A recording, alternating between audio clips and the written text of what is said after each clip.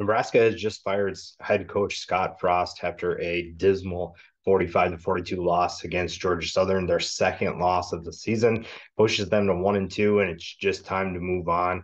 They gave him a second chance, and it was a horrendous start to the season. No surprise here, but we are going to dive into 10 candidates that could replace him at Nebraska. Now, there's a lot of good candidates, but the first one that came to my mind was Lance Leipold, the Kansas head coach. Already has the Jayhawks off to a 2-0 start. And I think that he is a perfect fit really for any program that is looking to rebuild. Lance Leipold is a program builder. He created UW Whitewater into a powerhouse. He made Buffalo a relevant team in the MAC and actually a really good team in the MAC. And now he's making Kansas into this program that is maybe not a legitimate contender, but they're much better than they were before he got there. I feel like if he has a good season, especially if they make a bowl game, he would be pretty high on that list. The next name that always really comes up, and I don't necessarily know if Nebraska would be the fit for him, but Jeff Monken is going to be a guy that people talk about. He's going to be someone that they discuss because of the success he's had at Army.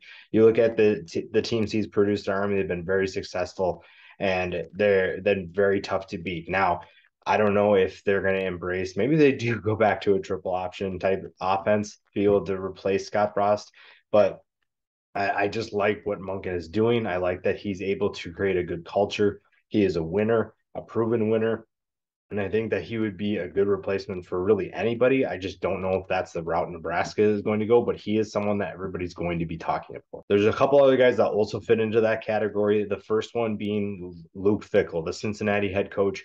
Obviously brought the Bearcats to a college football playoff appearance last year. They start off the year 1-1 so far this year, and I think that they're going to be successful again. The AAC is kind of up in the air, but it feels like the Bearcats have had pretty good stability over the last few years because of Fickell. He's built a great program there, and he's going to be high in everybody's list. It's going to be a name that comes up. Now, I think that if he passed up on Notre Dame, I don't think Nebraska is going to be the job that he takes, but that's definitely just something, again, to keep an eye on because Luke Fickell's name is going to be high on everybody's list. It's just a matter of will he leave? I just don't think Nebraska is going to be that job, but he's going to be high on the list. He's going to be one of the most talked about names. Going along with that, Matt Campbell at Iowa State is going to be a name that comes up. He just beat Iowa for the first time in a while, and for Iowa State's first time in a while, and it's a name that he knows how to create underdogs into winners. He knows how to bring them to winning, to be a winning program. He's did it at Iowa State. He did it at Toledo.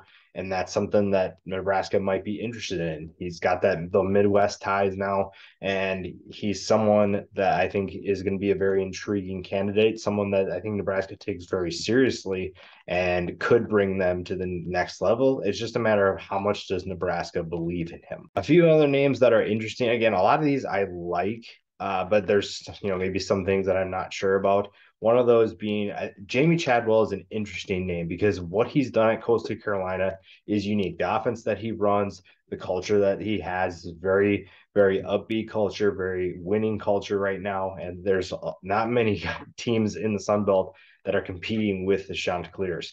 Now, would Nebraska take a chance on him? I don't really know. Is that offense going to be something that will succeed in the Big Ten? That I also don't know. Nebraska needs someone that's going to win right now. Jamey Chadwell can do that. I just don't know if the two sides will match up. Now, a few names that I am seeing here that I wanted to comment on. First one, Jim Leonard, the Wisconsin defensive coordinator, has been a guy who's been on lists for a long time now. He's a really good coordinator. He's been producing really good defenses for the Badgers for years now, and it feels like he's overdue for a head coaching job. The question is, does he go from a Big Ten DC to Big Ten head coach? I think that's a pretty big jump.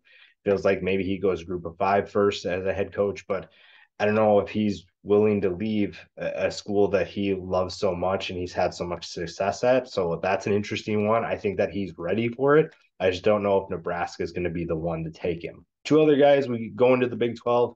First one, Jeff Lebby, the Oklahoma offensive coordinator, has been producing explosive offenses for a while now. He's doing it at Oklahoma.